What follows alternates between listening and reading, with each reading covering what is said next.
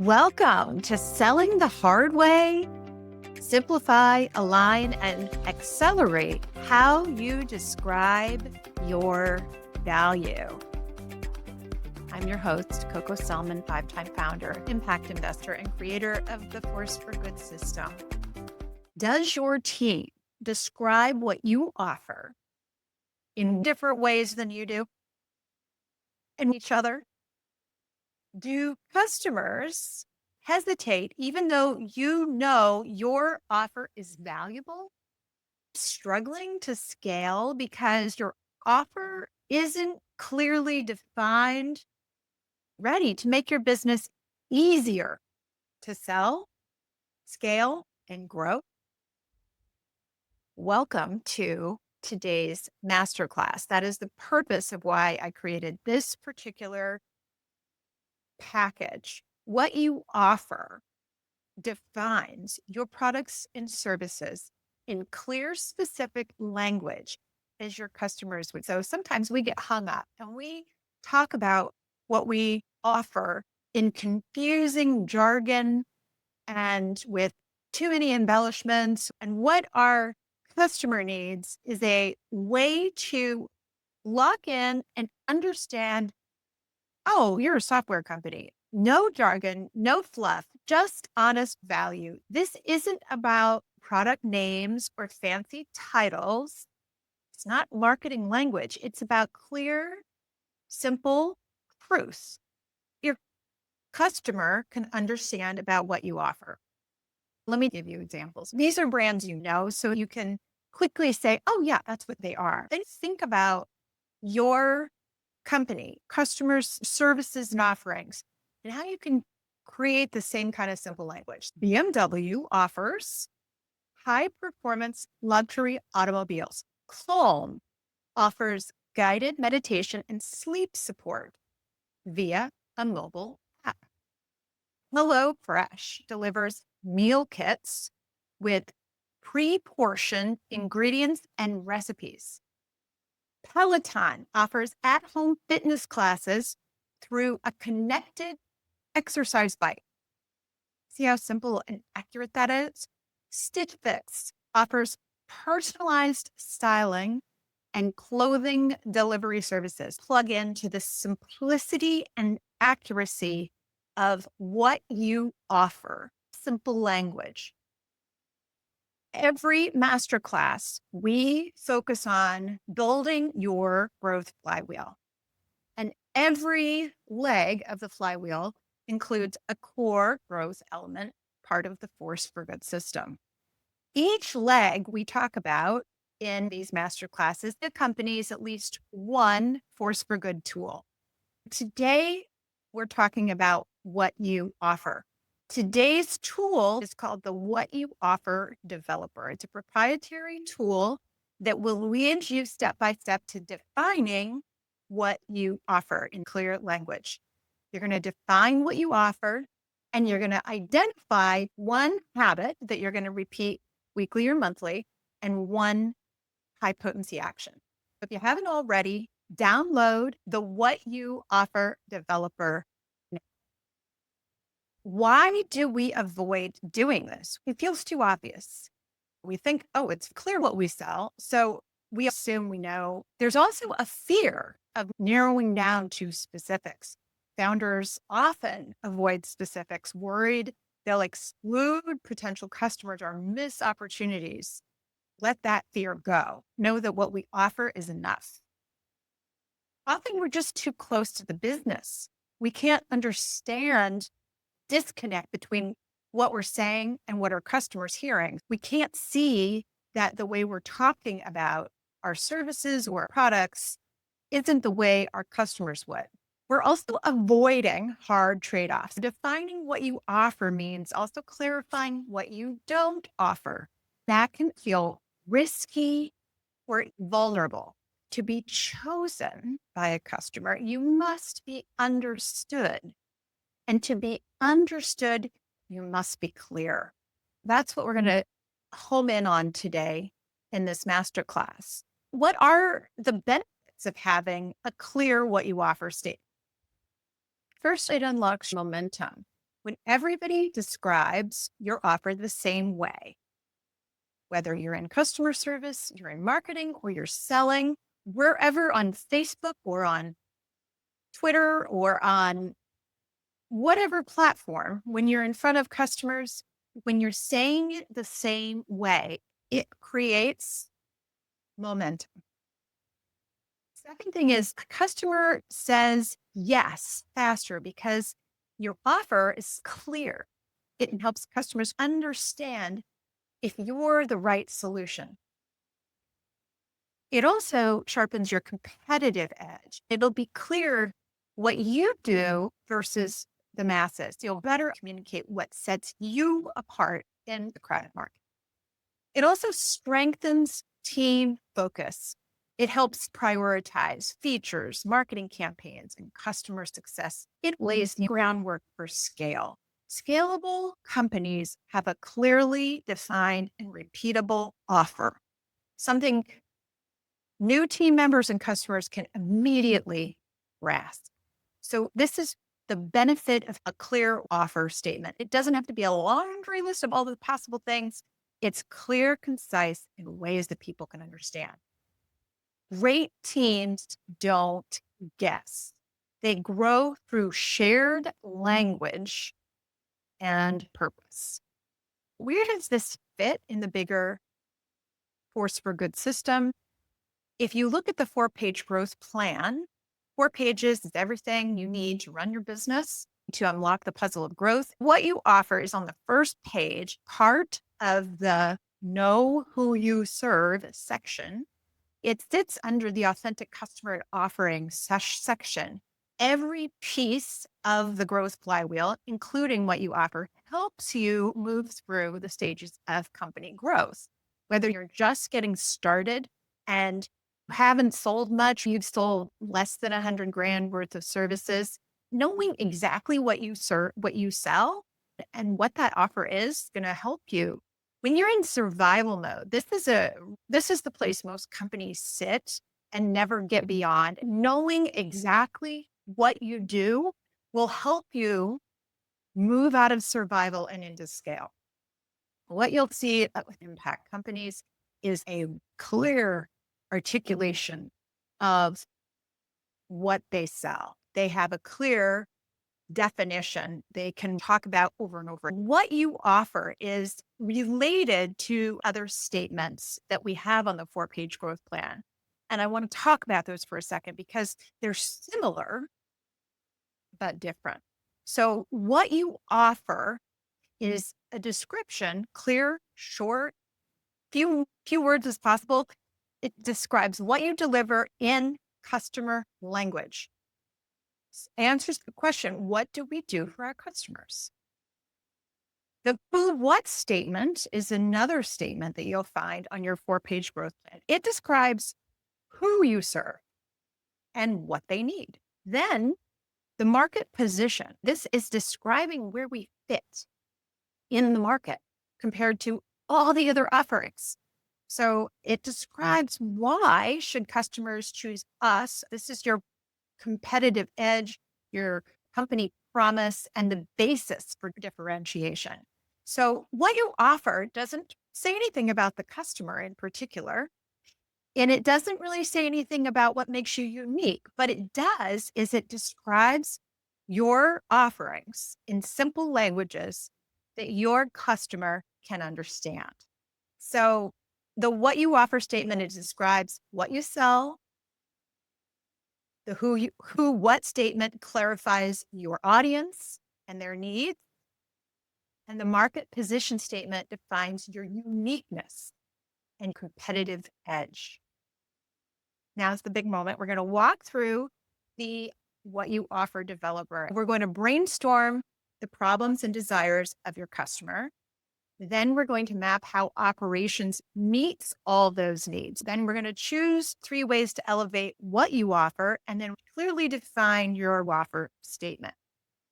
This tool is helping you do 2 things. We're going to see your business through the lens of service. You're going to recognize how every function of your business whether it's the person in customer service or marketing or sales or finance, or technology, operations, manufacturing.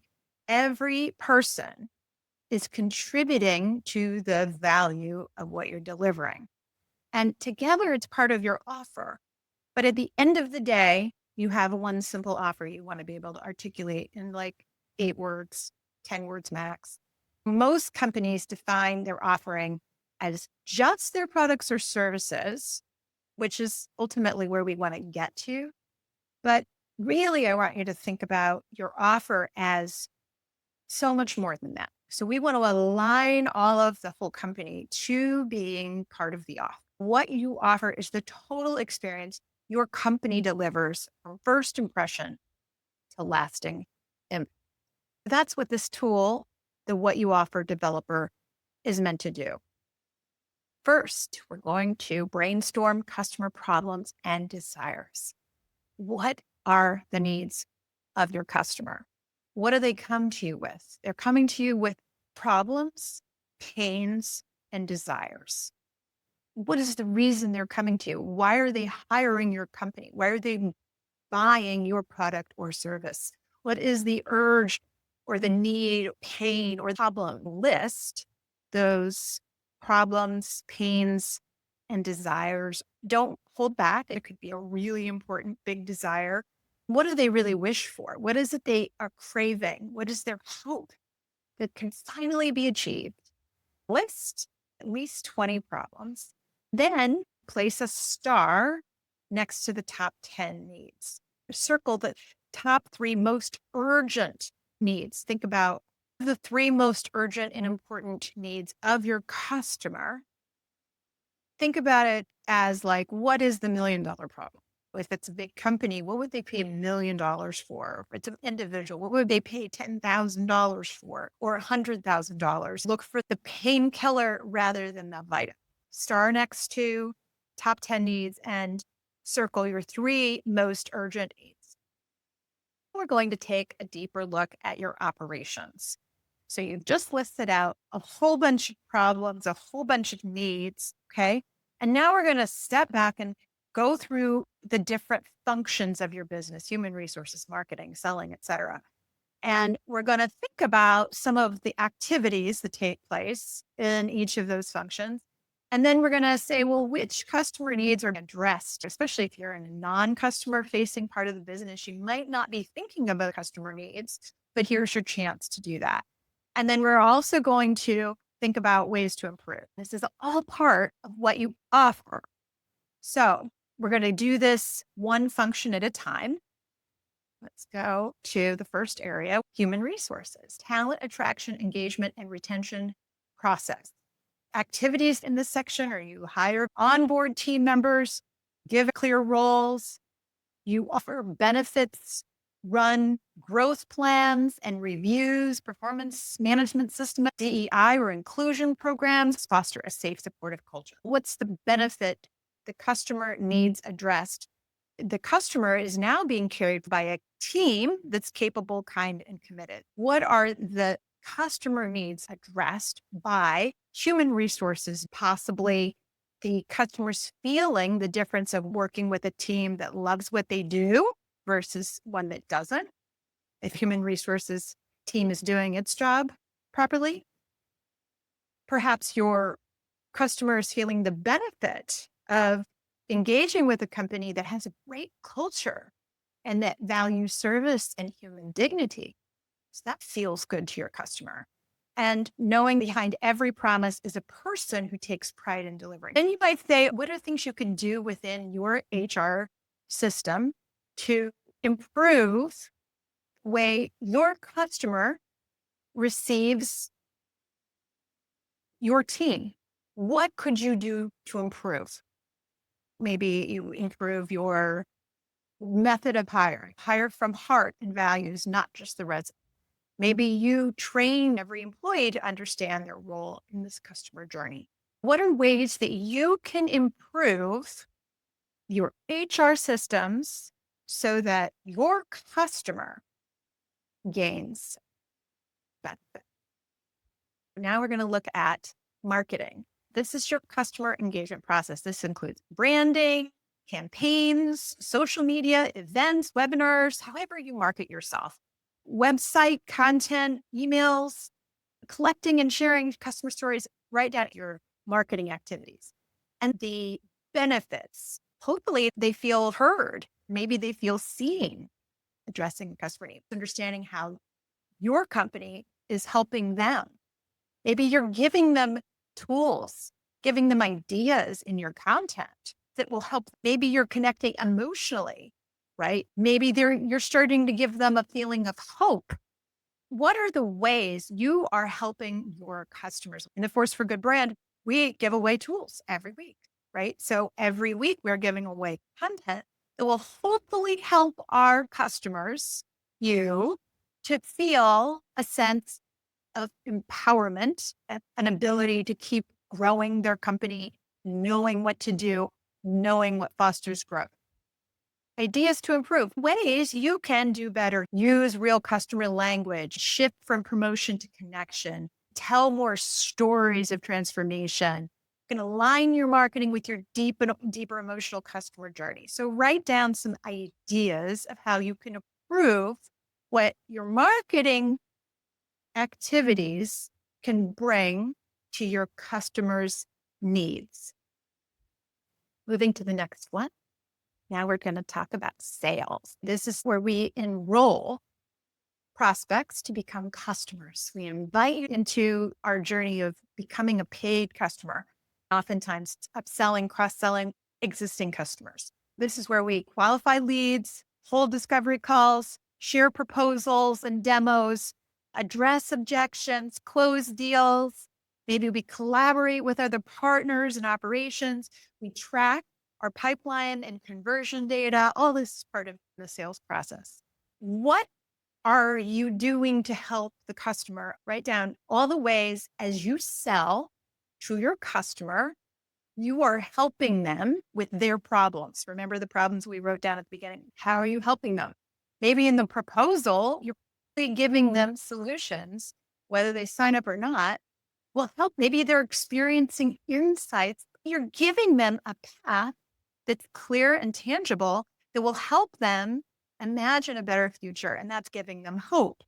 Maybe they are connecting with you in a way that's really honorable and builds trust and helps them feel safe and supported. Maybe it's helping them understand their need is not frivolous, that it's a real need, and that when that need is solved, that there will be a good benefit for them, helping them justify that the investment they're going to spend is worth it for them, the decision-making process that they're toiling through, and you're helping them do that. So then what are some ways that you could improve your sales process, not just so you can sell more, but so that you can meet your customers' needs? So look back on that first page, all those problems. What are some of the problems you really want to help address in your selling process? What are those core 3 problems? How can you generously help them during the sales process? How can you shift from pitching to partnering? How can you listen for emotional cues, not just logical needs? How can you align your language with their desired future so they feel understood and the solution aligns with theirs? What are the ways you can make every sales touch point a moment of clarity, care, and confidence for your customer? So just think about your ideas to improve in sales so you can create more value to your customer at this stage. Next, we want to look at your product and service part of your business. This is the specific products and services you sell. It's the part of your business that oversees the product and service itself. This is where you design and develop core offerings, source or build components, package and deliver products or services.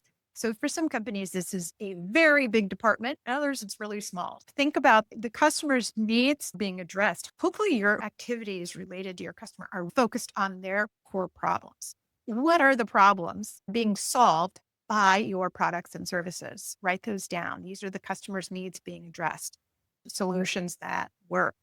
So your product should be a reflection of understanding your customer. You want them to feel like this is exactly what I need. Look for ways your product helps customers feel that way. It also will provide, when you have a well built product or service, transformation, ease, empowerment, relief. So, what are those feelings, those transformations? How would they describe that transformation? Start to see ways you can improve. We can all think of ways we can improve our product so that it better aligns with those three core needs, right? To help them feel understood, feel that transformation, involving customers early to co create relevant solutions. How could you improve? How could you add emotional or experiential value? How could you improve your customer success? Maybe through quarterly reviews, elevate the packaging, onboarding, or the aftercare or delight. Now we're going to move to the next area of how you serve manufacturing and delivering. This is how you build or create what you sell. You source materials, produce, assemble, manage logistics. You ensure quality, safety, consistency. You track performance, optimize for efficiency. So, what does that activity look like for you? What are needs that are being addressed? So, hopefully, your customer feels a sense of confidence that what they ordered will arrive as promised. Do you have a really good system in place for delivering? Write down what that is, the components that are really good. Do they have trust in the quality, integrity, and safety of what they receive? Right. So write down all the ways that you have a high quality in your service, high quality in the product you're delivering. At my healthcare company, we were always focused on making sure we didn't have call outs. So nurses calling out from going into a shift. That was a huge need. And so we did have problems with that. So we always were in the third column of ideas to improve that. What else does the customer need? Reassurance, again, that their time, their money expectations are respected, honored, and you're over delivering. Where are you on? Do you feel like your customers feel like, yeah, this is such a great investment? I wouldn't give it up for the world. I would do it again and again. And if not, then what would be the ideas that you could improve in the last column? All right. So, what are ways to improve your overall manufacturing and delivery? How could you be quicker, streamline, delays, errors, things customers complain about in the delivery process? What could you improve? Are there customer feedback moments?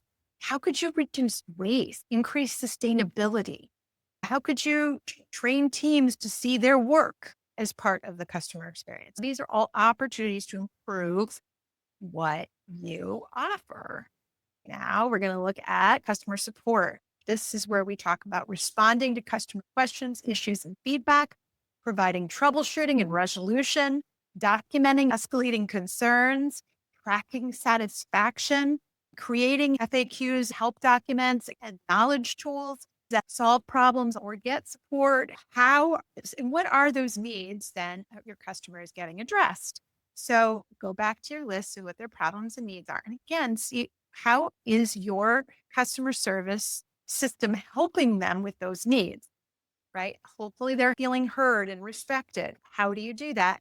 Hopefully you're helping them resolve specific problems that they're calling in about. Hopefully you're helping them regain trust. Hopefully you're able to maybe even reach out to them proactively. What can you do to feel less transactional in customer service? Maybe there's ideas in the third column to improve how your customer service helps with their problem. Write down ideas of what customer needs are being addressed and think about ways you can improve.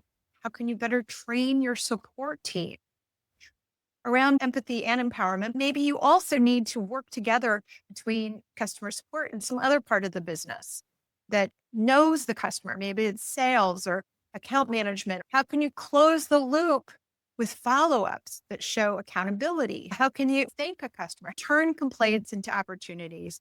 And how can you use insights from support to inform products and process upgrades? So these are all parts of how we think about what you offer. All right, moving to the next section. Think about your customer onboarding process. Now, this is one of the most important moments. Your first moment of onboarding can either fuel a desire to continue working with you forever, or it can fuel a desire to never work with you again. So, what is that process? When you first make that payment, how do you send welcome materials, schedule kickoff calls, provide training, demos, walkthroughs? How do you follow up, assign customer success lead or support contact? Share next steps, timeline, expectations, success milestones. How do you stay in touch? They want to feel they made the right choice. What are the ways they feel guided, not left to figure things out? What are those things you're doing? What are the ways that you're sending, giving them immediate value that helps them feel that early win?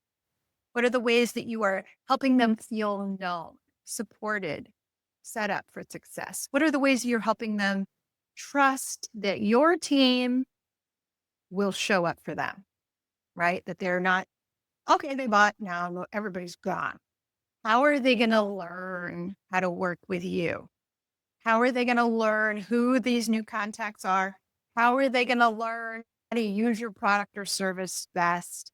How are they going to learn the next steps so that they don't walk away feeling a sense of confusion? So think about what that confusion is for your particular customer, and what can you do in the steps in the days after that will lead that customer to not feel that sense of loss, frustration, confusion? And what are the ways you can improve? How can you improve the onboarding path? How can you automate the welcome workflows without losing warmth? How can you create onboarding dashboards or visual roadmaps? How can you add surprise and delight into your experience? How can you gather quick feedback, adjust and improve? Think of some ways you can improve what happens right after your customer says yes, and meet more of their needs quickly. Look at that list of needs and say, what needs am I meeting already? And how can I shine the light on that the moment that they get that need met? Celebrate it for them, with them. And then what are those other challenges they may have a harder time solving that your onboarding can help them solve? Next is customer retention. So you've onboarded them and you want to keep them, whether they're a subscriber and they just keep subscribing, or they come back because they want to buy another product from you, whatever it is, or they want to sign up for another session, or whatever the sale might be. So what are these activities? What does customer retention activities look like in your company? Write down what those are. How do you retain your customers? Maybe you do regular check-ins and value reviews. Maybe you do loyalty rewards or customer appreciation programs, ongoing education. How do you keep re-engaging? Community building, peer connection, proactive problem solving and support. So what are those ways that you are helping your customers stay connected to you? In the customer retention stage, you should be ticking off customer needs. Those needs should be getting resolved. You're helping them do that. What are you doing that's helping them? How are they experiencing transformation? How are they getting it celebrated? In what moments are you watching them have their pain resolved? And what percentage are your customers getting that pain resolved? How are you measuring that? How do you know it when it's happened for them? Celebrating it with them. How are you helping them feel valued? Write down how you're helping them feel valued. How are you helping them grow? What are the ways you do that? How are you making sure they experience consistency, care, and responsiveness? And how are you helping them believe they belong? What are the ways you create a feeling that, like, yes, I love this company and I belong. I'm part of this community. And what can you do to improve? What can you do to experience more of those moments where your customer's celebrating, helping them overcome the challenges and problems? What are ways that you can personalize retention efforts based on usage and goals? How can you offer exclusive experience or content for long-term customers? How can you celebrate the key milestones of their journey, and you measure the milestones of their journey. All right.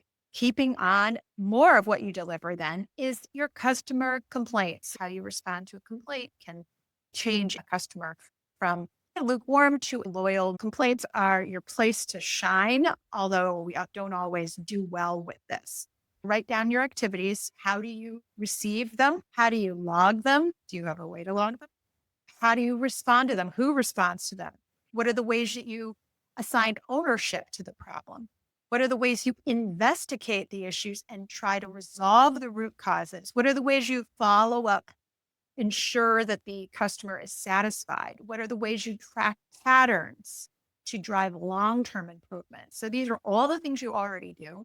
And then what are those needs of the customer is being addressed? Of course, they want to be heard, respected, taken seriously, feel safe to bring up concerns. So what are those things you're solving? What are those moments you're transforming? What are the ways you're regaining trust, right? What are the things you're doing in the journey to help them? What are some ideas to improve? Training all team members in conflict resolution and empathy, especially whoever's dealing with your complaints, is super, super, super important. This was something I did at Illume. We had a very specific technology that everybody used when they did their onboarding about how we respond to conflict, whether it's with a team member or a customer. Having good training in place is important. What are those methods for closing the loop? Making sure you have a good system. How do you review customer complaints? Weekly? Monthly? How do you empower frontline staff to resolve issues quickly? What is your policy? Within 24 hours, within an hour? What happens when there's a complaint? How do you get it done faster? How do you achieve a feeling of connection? How could you send a handwritten apology or personal thank you gift? How do you review and elevate your standards? What are the ways you can improve your customer complaint system? Look for your ways. And again, it's just another way that you offer solutions to your customers. Then look to your quality assurance, your internal systems to maintain excellence. And really, your quality assurance is hopefully maintaining excellence, solving your customers' problems. Make sure you have clear standards for excellence connected to your customers' problems. So if you don't, add that in your ideas to improve column. Quality assurance usually has its checklist, right? Internally focused. How can we be efficient? How do we make sure our quality is good, which is often run to customers? But what are those clear standards? How do you conduct internal reviews and audits, test systems for reliability, provide feedback loops? What are those quality assurance steps you're taking? What are the customer needs being addressed? Think about this as you are going through that quality process. So you want to make sure that your QA person, whoever's doing quality assurance, feels a sense of connection to the customer. What are those quality issues that the customer cares about? What do they want? Problem solution, speed, resourcefulness, empathy. Write down all the ways customer needs are addressed through your quality assurance mechanisms. Value is important to your customer. Make sure your standards match promises. Look at those promises. What are saying you can do? Are you delivering?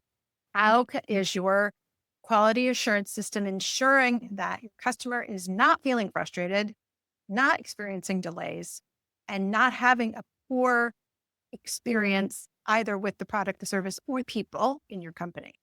What are the ways your customer is feeling proud of what they've invested? Maybe you produce reports that say our customers are getting these benefits and it's measured through your quality assurance system.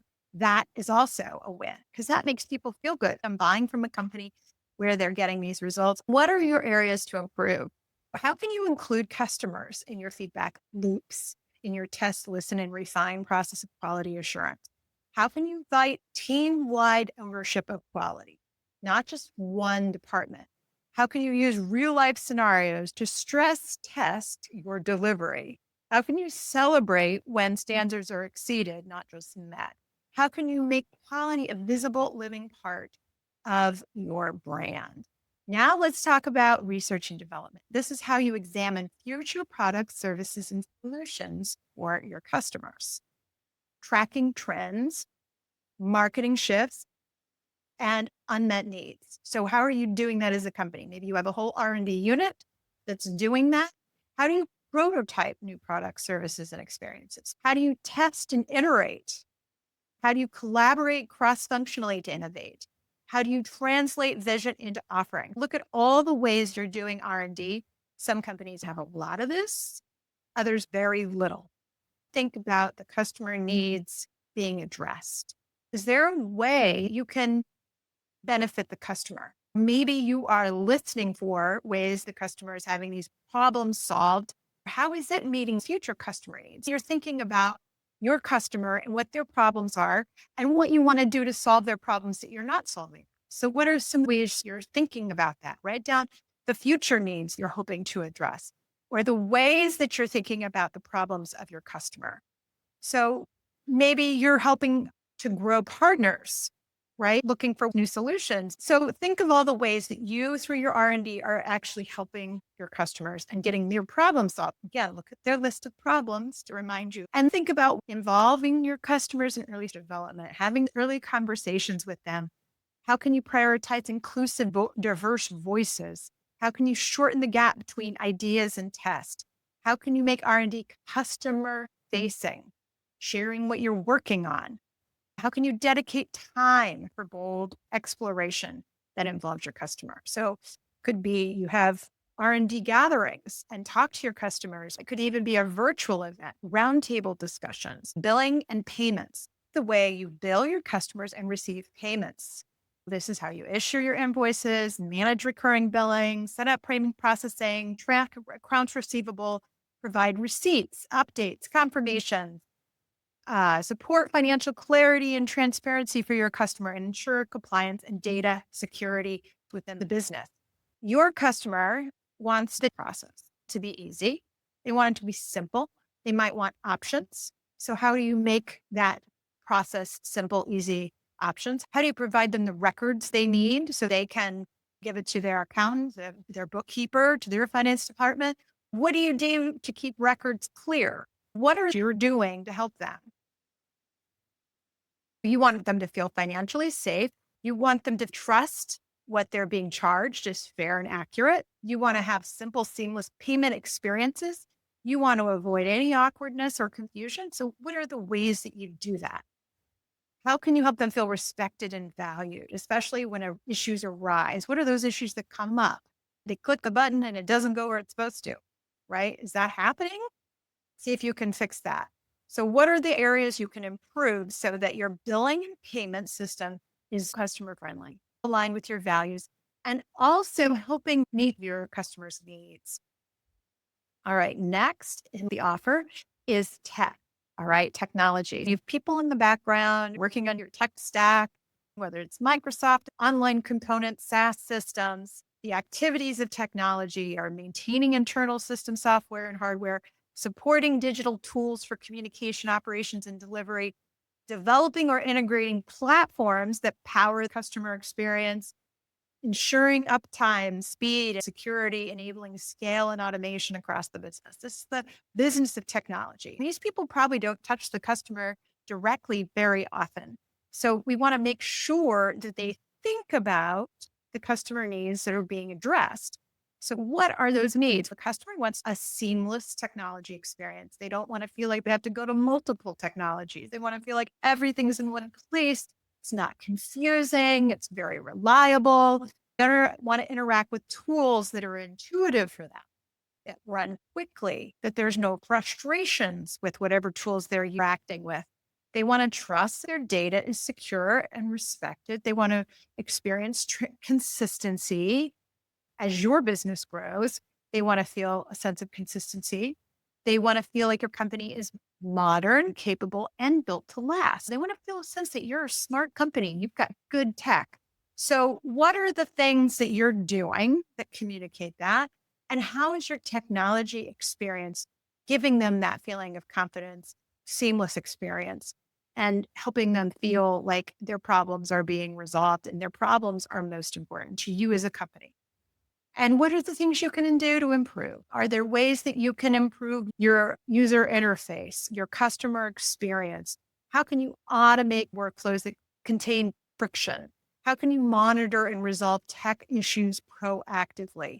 How can you avoid having the customer service rep say, well, my technology is down. I can't do that. I can't look for that because I can't see that data. I'm going to have to call somebody. So, what are the ways that you can enable your tech to give all the customer facing people and all the customer experiences to make it better? How can you build systems that are scalable so they don't break when you add more and more customers and team members? So, next is customer success. What are the ways you ensure your customer perceives they are pleased and successful? What are the ways you proactively check in with customers to ensure satisfaction? What are the ways you monitor their usage and engagement to spot risks and wins? When was the last time they came to the store? When was the last time they used their software subscription? When was the last time they referred a friend? Maybe you help customers achieve their desired outcomes through quarterly reviews. What are you doing? What customer needs are being addressed? How does the customer measure success? What are the problems and solutions that you are delivering to them and they're feeling the value of it? When do they have those moments of success? How do they celebrate it? How do you celebrate it? How do you help them feel that you're reaching out in a way that's not overbearing, that feels authentic, and you're always helping them acknowledge their journey? What are the ways you're helping them see a brighter future? You achieve this milestone with this SaaS product. Now let's talk about what you want to do next. There's always a brighter future that your product or service can help them achieve. So what's the ways that you're helping create that? What are the ways that you're letting them know they're not alone in their problem, not alone in their journey, not alone in their desire, not alone in their goal, whatever that is? How are you helping them feel valued as a long-term partner, not just a one-time transaction? How are you helping them gain clarity and confidence they made the right choice? What are the ways you can improve customer success? Again, how do you know if they're successful? How do you measure whether they're successful? So, one thing you can do is you can automate thoughtful touch points to celebrate milestones, create success playbooks by customer type or goal, design a dedicated success lead for top tier accounts or all accounts, offer value add strategy sessions or check ins. You can measure customer success beyond satisfaction, tracking real life outcomes. And so, what are the ways you're helping them do all of that? And what are ways you are improving your customer success journey? And last, is there anything else? Can't possibly be anything else, right? So, if there is, what are those other activities you are engaged in? And what is helping? What customer needs are being addressed? And what are some ideas to improve? What are 3 ways in the next 90 days, just 3, that you want to focus on to help elevate your offer, your ability to support your customers' problems, pain, and desire? Write them down. 3 ways. Boom, boom, boom. Now we're going to focus on what you offer. So you have mapped out the full value. We've thought about all the things, and hopefully you've been thinking about the customer pain and the customer problem. And you've been thinking about all the different support groups: sales, marketing, product, technology, finance. You've been thinking about how they help the customer use the product and service you offer. So now it's just simple. What do you offer? Write down what you offer. Be clear and specific, avoid fluff, no selling, no big adjectives other than accuracy adjectives. Examples are Rent the Runway offers designer clothing and accessory rentals by subscription. Sweet Green offers fresh, made to order salads and grain bowls. Notion offers all-in-one productivity software for notes, tasks, and wikis. TIA offers virtual and in-person healthcare services focused on women's health. Simple. Write it down. When you're clear on what you offer, your team aligns, your message sharpens, and your company becomes a force for good. Absorb all of this. Absorb all the ways you serve. You probably serve beyond what you think about every day. Your offer is more than your product. Notice the operational clarity leads to customer clarity, right? So all of these different things you do and all the ways you can impact their problems. A well-defined offer is your growth unlock. The clearer your offer, the greater your impact. Write it on your 4-page growth plan. It might help you with other part of your plan. Let's look at high leverage habits. Identify one thing to keep your offer front and center. Something you can do daily, weekly, or monthly. So maybe it's a review customer feedback monthly. Maybe host monthly offer alignment meetings. Maybe have every new hire memorize the offer, right? Maybe invite someone new to recite what you offer at every weekly meeting. I like that one. Your offer is your invitation to transformation, trust, and a better way. Pick one new habit and one high potency action, one bold action to move your company forward using the power of what you offer. So what's one thing you could do this week to integrate what you offer? So maybe you redesign your homepage. Maybe you record a short internal training. Maybe you simplify service descriptions in proposals. Host a What We Offer team workshop. Growth accelerates when your whole team can finish the same sentence. And certainly what you offer, everybody should be able to use the same words. Today, we defined what you offer in specific terms for your whole company. We learned how to use the What You Offer developer, which hopefully you can see is a great tool. You've integrated this into the 4-page growth plan. You've identified one new habit, and you're going to commit to one high potency action, one thing that will integrate your offer more profoundly into your company. And remember, powerful growth begins with precise intention. So what is next? Be sure to read chapter 6 of A Force for Good. Go read that chapter. It integrates how what you offer fits into the system. When you have the book, you'll have the full Force for Good toolkit. All of the tools, all the PDFs are there for you. And the tools themselves have instructions. We have a free tool every week at aforceforgood.biz/weekly-tool. We launch a tool and a masterclass just like this, and you can get it for free for the week. And then we have the Growth Accelerator. You can install the full Force for Good system in the sequence that it was really meant to be installed.